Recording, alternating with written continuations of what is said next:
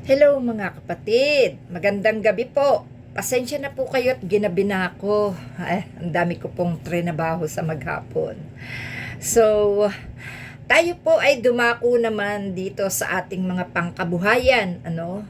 At dahil nga po napapag-usapan na natin ang tungkol sa eleksyon at kung sino ang mga dapat iboto, tayo naman po ay gumawi dito sa mga hindi pa natin gaanong nalalaman, ano? Lalo na dun sa ating mga kaawa-awang kababayan na hindi naiintindihan ang mga pasikot-sikot ng gobyerno regarding dito sa ating mga pinagkakagastusan, dito sa ating mga bills, dito sa ating mga ginagamit, kuryente, tubig, no? Lahat ng bayarin natin ay atin pong pag-usapan. Meron po kasi akong napanood. Ito po ay nung pang January 24 pero wala po yatang vlogger na nakakapagbanggit neto. Bagkus may mga ilan kaya lang hindi po masyadong lumakas, no, ang paghahayag dahil ang nahahaluan po ng mga kalokohan ng mga nasa gobyerno na dapat po ay inaalam natin ito, ano? Natatabunan po kasi ito kasi pera po ito at saka po ito ay isang parang pagsabotahe na sa ating bansa ng China. Ano po? Kung kaya tayo po ay maging listo. Lalong-lalo na po pagdating dito sa tinatawag na NGC. No? Ito po ay yung National Grid Corporation na ito po ay mga sosyo-sosyo, no? At ang atin pong ang pinakamalaki po ditong ay ang China. Ito po yung pinag-uusapan nila Attorney Luistro, no? Dito sa ating ito nga po NGCP, no? At meron po silang binabanggit na nari at ito po, pakinggan niyo po si Attorney Luistro, no? Pakinggan niyo po ito sapagkat importante po ito. That the national grid relies on these Chinese citizens who are maligning, harassing, threatening our fellow Filipinos. Will you have the peace of mind that no Filipinos understand this technology and only Chinese engineers do? Will you have the peace of mind that the technology can be controlled by somebody in Nanjing, leaving all of us helpless? We've heard... Yan, no?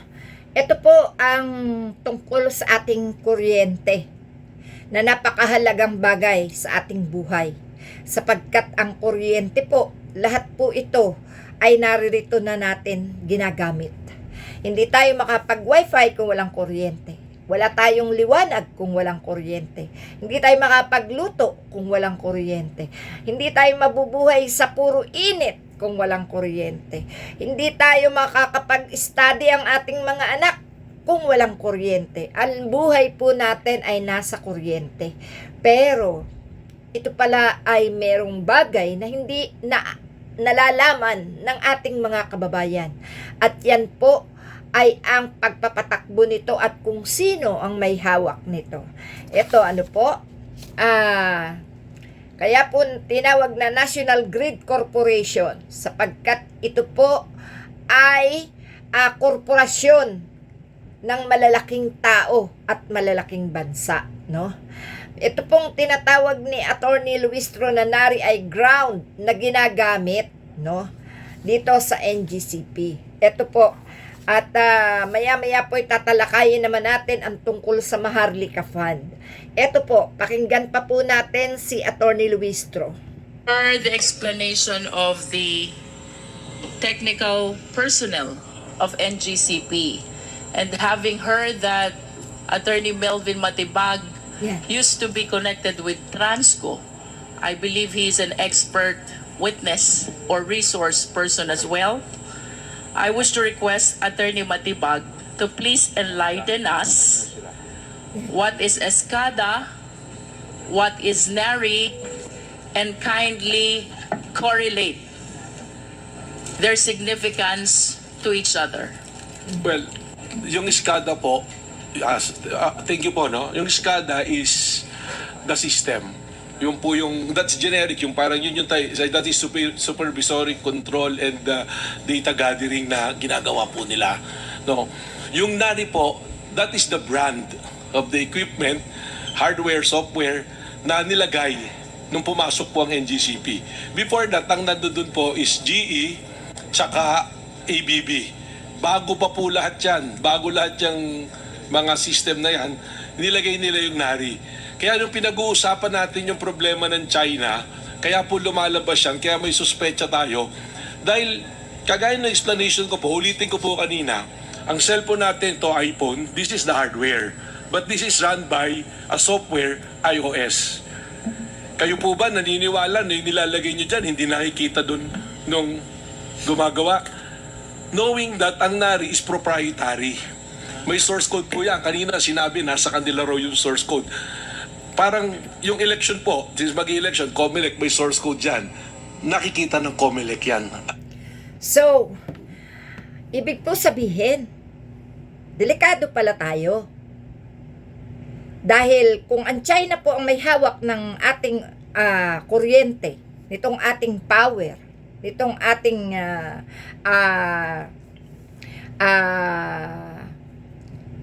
etong kuryente natin, gaya ng Meralco. Po. Kung ang China po ang may hawak nito, hindi po ba tayo ay delikado?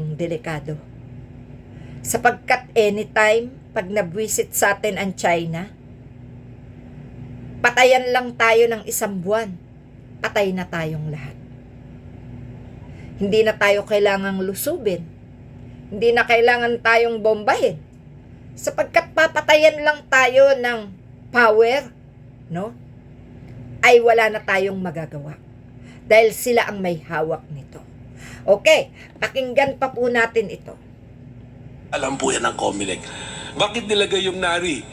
Nung tiningnan po namin kung ano yung NARI, is a state-owned company of China na sila provider po ng mga equipment as intelligence equipment, military po. Kasama po doon sa mga military grade to wala. In fact, when we do the research, lumabas sa website nila noong December 2019, lumabas doon sa website nila na sinasabi pa nila na 100% they control the power grid of Diyos the ko. Philippines. Nay, Diyos Nung ko. i-raise po namin yung issue na yan, on the next hearing, wala na po yung website. Binura na yung nakalagay na yon. Pero meron po kami noon. In fact, we provided the Senate. I think meron din pong kopya rito dahil nag-hearing din dito. Attorney Matibag, if I may interrupt, Papo. that publication, correct me if I'm wrong, is the same printout that we flashed during the last hearing. That Do is you correct confirm po. that? That is correct. Sa website po, lifted from the website of NARI. So you confirm that from the website of, is it not the State Grid China Corporation's publication and not NARI? NARI publication po yon, and NARI is a state-owned company, the same as State Grid of China, a state-owned company of China. I understand. So NARI, Yan. Yan po, mga kapatid. Nakakakilabot, ano po? Nakakakilabot po, nakakatakot. Hindi po tayo natatakot sa mga banta na ng mga kung sino lang no? Tatakot tayo dito sa nangyayaring ito na ito palang ating power supply ay kontrolado ng China. At nagsimula itong malaman noong 2019. Sino po ba nakaupo noong 2019? Di po ba si Duterte? Bakit inilihim ni Duterte sa atin ito? Bakit tayo niloko? Bakit tayo ginago? Umaasa tayo na may sarili tayong power supply. Pero ito pala ay hawak na ng China. Mga kapatid, nakakaalarma po ito. Hindi po ito basta biro. Hindi po ito basta mareresolba. Para tayong hostage nito. Para na tayong hino-hostage ng China nito na anytime pag di tayo sumunod sa gusto nila. Isang pitik lang nila sa kuryente natin. Goodbye na tayo. Wala na tayong kuryente. Alam nila na narito ang buhay natin. Kaya pala, sa paghuli kay Kibuloy, ay pinakamainam ang patayan sila ng kuryente para lumabas sa lungga. So mga kapatid, hindi man natin lubos pang tatapusin ang talakayang ito sapagkat napakahaba nito, no? Sapagkat ito po ay sa Quadcom. Ito lang pong mga naunang pahayag nitong si Attorney Luistro at si itong isang abogado na to na nagpapatotoo. Ay di po ba'y isang nakakapangilabot na ito? Na kung iisipin natin hostage tayo ng China dahil dito. Atin po itong subaybayan. Kaya pala ang laki-laki ng binabayaran natin sa kuryente. Umaabot po ito ng, ako po ano lang ba ang aking gamit? Ang liit lang nitong bahay ko, nagbabayad ako ng 7K, 6K. No? Hindi na lang po kumikibo kasi kung magrereklamo pa ako, napakahabang proseso. No?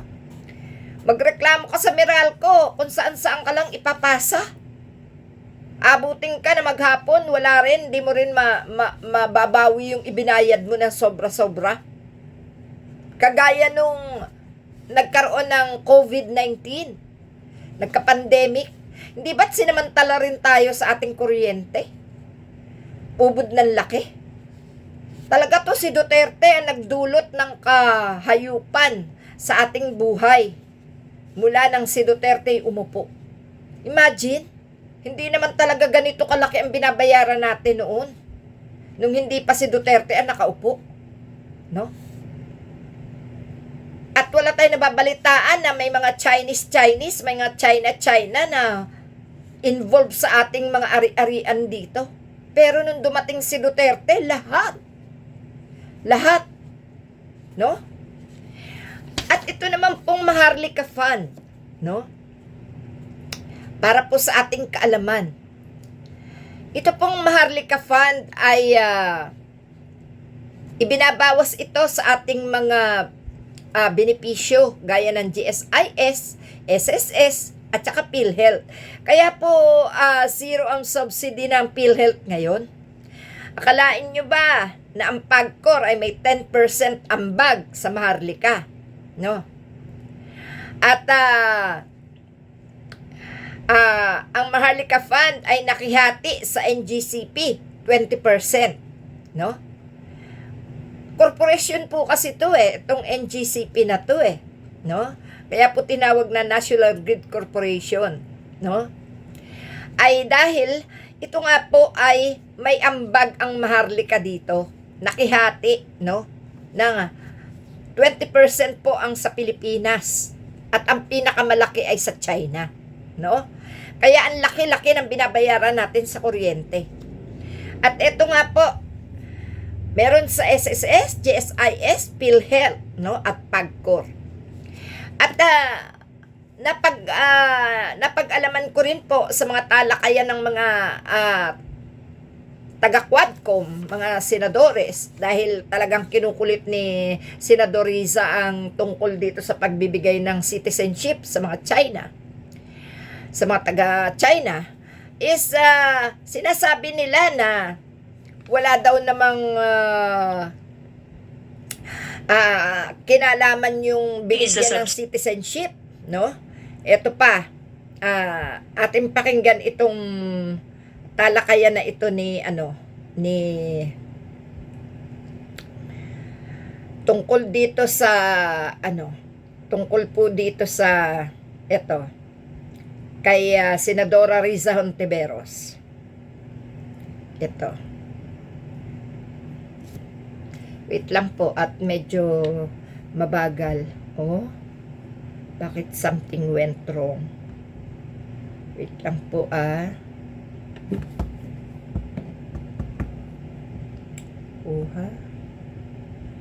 something went wrong. Dito po kasi tinalakay ni ito. Bakit daw magkasama itong Chinese national applying for a Filipino citizenship at ang mastermind ng Pogo sa Porac, Pampanga, no? So, narinig ko po dito sa usapan nila, no, na ito po palang Maharlika ay malaki ang nakukuha sa PAGCOR. So, ito pong Pogo, di ba ito ay puro pasugalan, no? Pasugalan. At itong pasugalang ito pala na itinatayo ng mga taga-China dito sa atin ay bawal daw ang mga Pilipino. Puro Chinese lang daw at foreigner ang nakakapasok doon. So, kung may mga anomalya man po doon, nakahalo sa sugalang yon ng mga taga-China, is wala talagang malalaman ang mamamayang Pilipino. Ano po? At nakakapagtaka lang po, talaga bang suga pa sa pera ang mga nasa gobyernong ito? Bakit? Bakit mas ina-allowed nila ang mga pasugalan? Gayong hindi naman dapat kalakihan ng ating mga kaapu-apuhan ang pasugalang ito sa ating bansa. Dapat ang kinalalakihan ng ating mga kaapu-apuhan ay magagandang impluensya sa buhay nila. Di po ba? So, ipinagtatanggol ng mga senador na pumayag na magkaroon ng Philippine citizenship itong taga-China sapagkat ito raw ay may mga business na itinatayo na siyang nakakapagbigay ng malaking ambag sa Pilipinas. Hindi ba po pwede na magkaroon tayo ng mga investor na hindi mga gambling o hindi pasugalan o mga bahay aliwan ang itinatatag dito sa atin? Naalala nyo po yung mga karaoke bar noong mga naunang panahon na una ang nagtayo dito ay mga Koreano at China at Japanese, no? Yung mga karaoke bar na yan. Pero hanggang karaoke bar lang naman yun, ano? Pero may mga entertainer din. Ngayon, nawala ito. Napalitan ng Pogo. Nagkawala na po yun, yung mga ganong entertaining business, no? Ang napalit po ay Pogo, puro pasugalan at puro bahay aliwan ang nasa loob ng building ng Pogo. So, Chinese po lahat ito, no? At dito po nag-umpisa ang mga senador na makiisa na hanggang sa pati ang ating lahing Pilipino, ang ating citizenship ay kanila na rin ipaubaya sa Chinang ito, sa mga taga-Chinang ito. So, ibig sabihin, silaw na silaw sila sa kwarta. At ginagamit nila ang kapangyarihan nila bilang mga senador para hawakan ng China ang kanilang posisyon, no? At nang maging matatag sila sa pagtatayo ng mga business na imbis na magiging magandang legasiya ng ating kabataan ay magiging bad influence sa atin, no? So, kung hindi po pwede mga Pilipino sa pasugalan ng mga incheck, so ibig sabihin, may mga sikreto pa sila dyan na ginagawa, no? Na hindi dapat malaman ng mga Pilipino. At ito nga po, itong ating power supply, hindi pala natin ito namamalayan, ito pala ay isa ng paraan para tayo ay maging hostage ng China, no? Bakit nga po? Kung ipaglalaban natin ang Pilipinas sa China, papatayan lang tayo ng kuryente. Tapos na ang laban. Yun po ang napakasakit na ating nalaman, no? Na kahit po ito'y natalakay nila Attorney Luistro by nitong nakaraang pang buwan, is kailangan po natin ito na mabigyan ng opinyon at katwiran dahil tayo po ang apektado dito. So yun mga kapatid, no? At regarding po sa eleksyon, siguro po alam nyo na kung sino ang ating mga iboboto. Kailangan po natin ng isang matapang at matalinong senador sa ating Senado. Huwag po kalimutan si Atty. Luke Espiritu, si Senator Teddy Casino, si Senator Franz Castro, si Senador Bam Aquino, Kiko Pangilinan. Nakakapag-alala po sapagkat ang may hawak pa rin ng COMELEC ay si Garcia. Ako po ay walang tiwala kay Garcia, sa totoo lang. Salamat mga kapatid. Magandang gabi po.